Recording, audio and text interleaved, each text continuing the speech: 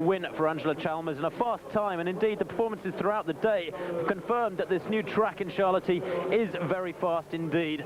Morsley here up against Nyongabo. This promises to be a great battle, although we understand Morsley has been suffering from a cold, a bit of a fever over the last 48 hours. There was some doubt over whether or not he'd take his place in the lineup. Great to see him there. Well, at 10 o'clock this morning, he was rung by one of the agency journalists who woke up the Algerian. He said, "I feel sick and I'm not going to run." Half an hour later, he's woken up again and said, "Well, I'll leave it till just before the race." And there's the man against whom Morsley is going to be vying for victory, because Nyongabo of Burundi has come within 500ths of a second of beating Morsley at the Lille Grand Prix earlier this season. It was the greatest 1500 meters race on the circuit thus far.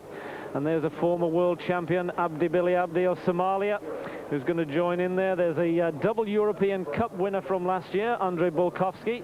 He won the 1500 this year. So the full lineup: Steve Holman and Terence Harrington of the USA, Matt Yates of Britain, Morsley, Zorko of Croatia, Benson Koech of Kenya, maybe a pacemaker here, Atoy Baru of Kenya also in there, Nyongabo, Mohamed Suleiman, Azdin Siddiqui of Morocco, Abdi Bili and Andrei Bulkovski. Well, we're still waiting for the pacemaker to emerge, and in fact it's the two favourites, shoulder to shoulder. Noureddin Morsley, who's been sick for the last couple of days, along with Venust Nyongabo on his shoulder. That's Azdin Siddiqui of Morocco just on the outside of them, and young Benson Koech, fastest 800 metres runner in the world this year, is just strolling along behind them. Well, the crowd are responding with a few whistles here, because this is the slowest pace of the afternoon. We saw Chalmers go out and make it an absolutely sensational race in the women's event.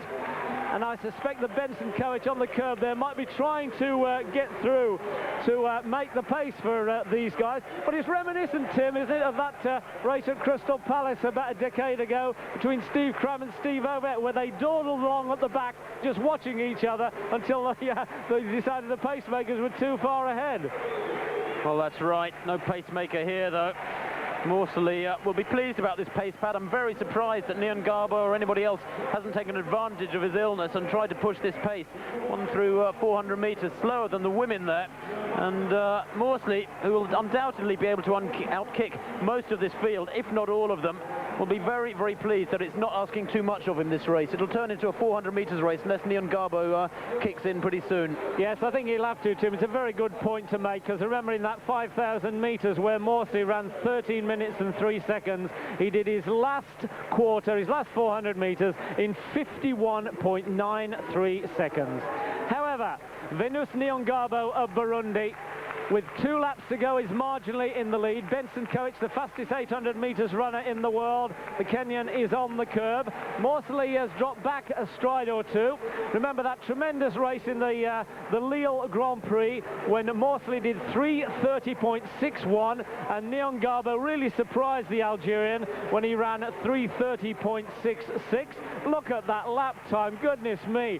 64 seconds following a 63. They went through the 800 metres in 2:07, and the women would have laughed at them today. Now it's beginning to wind up. It certainly is. Bit of pushing and shoving there. Morsley watching everything. He's holding on to that inside line. They've allowed him to have the best run at this. Bile started very slowly, Pat. He's worked his way through round to the front, and he's a big kicker too. Nyongabo looks to be in a bit of trouble, but they're allowing Morsley room here to do what he wants. Indeed they are. That's the 1987 world champion Abdi Bili on the inside. Noureddin Morsley hits the bell. Look at the time. It's 2:49.11.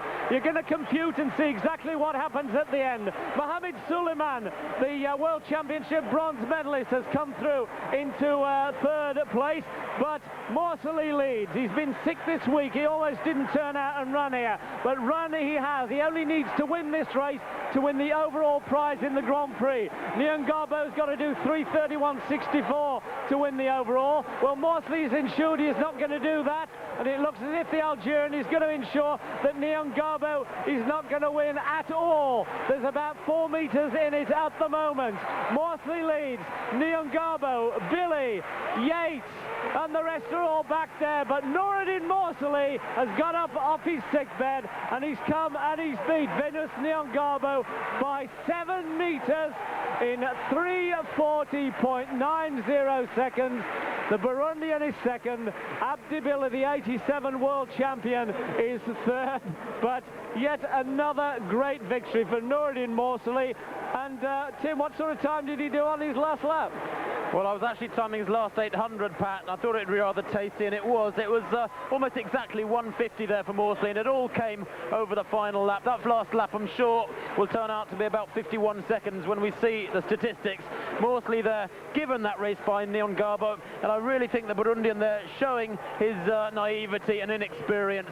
We knew that Morsali was ill. He must have known it as well. He had every reason to push the pace hard from the gun, if not over the second half of the race, certainly, to try and drag that kick out of Morsali. He's much faster, Morsali, over the final 200 metres than anybody else in that field, and so it proved. And Neon Garbo there, who led the 1500 rankings going into this event, rather than the overall Grand Prix rankings, didn't really make any challenge at all there against Morsali. A little bit disappointing there, the run from Neon Garbo, who has looked so experienced and tactically aware through the rest of the season. Well, I think apart from Morsali, Tim, Neon Garbo's just been so much better than anybody else that he perhaps hasn't got the sort of experience he needs when he comes up against somebody like Morsali. I think it happened to the Algerian already in the Olympic Games when he could only finish 7th. He'd been winning races way out in the lead. When he finally got into a big pressure competition, it was Morsali who suffered back in '92. But we've seen the past, the present and the future of World 1500 metres running in that result there.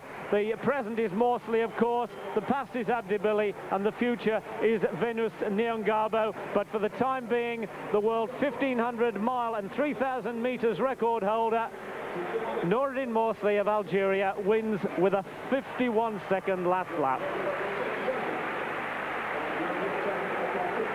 So there it is. You can see the rain pouring down onto Morsali, Neon Garbo and Bile. Matthew Yates did take 4th place, 3:42.79. Koech was 5th. The time's immaterial, but Yates has taken some good scalps there.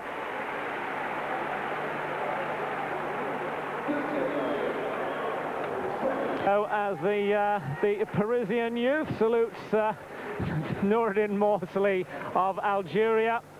There's a big North African population, of course, throughout France, particularly in Paris. And there's a very happy Venus Neon Garbo. And there's Abderrahmane Morsali. That man at the age of 20 finished 4th in the World Cup 1500 metres in 1977, the elder brother of Morsali. And he's summer almost unheard of at senior level before. Result of the 1500 metres, Morsali 3:40.89, beating Neon Garbo quite comfortably there. And here, the victory ceremony for the overall. To me, Pat, although he wasn't tested, was he? But I have a feeling that $130,000 makes you feel pretty good, really. And the flu and the cold, no doubt, forgotten. I mean, it's worth getting out of bed for. Jackie Joyner-Kersee wins the women's overall Grand Prix prize. 7:21 on her 3rd attempt. She'd already sewn it up, really, with a 7:10 on her 2nd attempt. Left Heike Drex, the world and Olympic champion, way behind today. She could only finish 3rd, the German.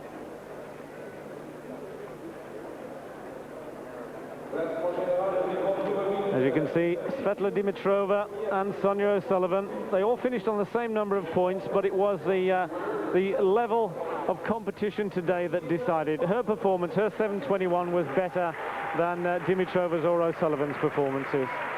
Morsali on top of the men's event and on points ahead of Jackie Joyner-Kersee, 78 points to lead the men's overall Grand Prix from Samuel Matete, Dennis Mitchell and Sotomayor. They all came equal in 2nd place with 72 points. That says Matete and Mitchell 2nd and 3rd, but on my computer here in the stadium, Matete, Mitchell and to Mike Conley 17:58, Sakirkin 17:17.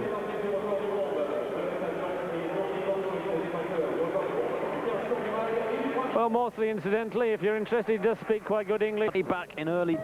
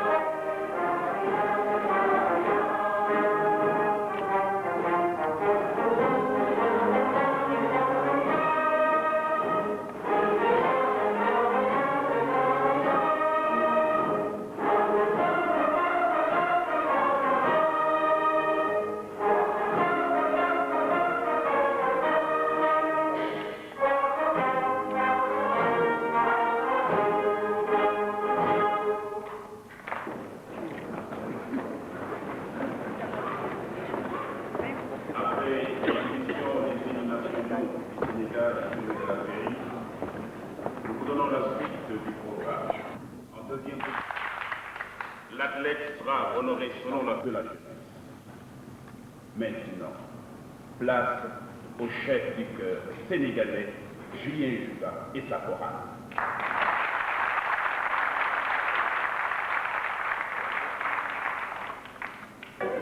Thank you.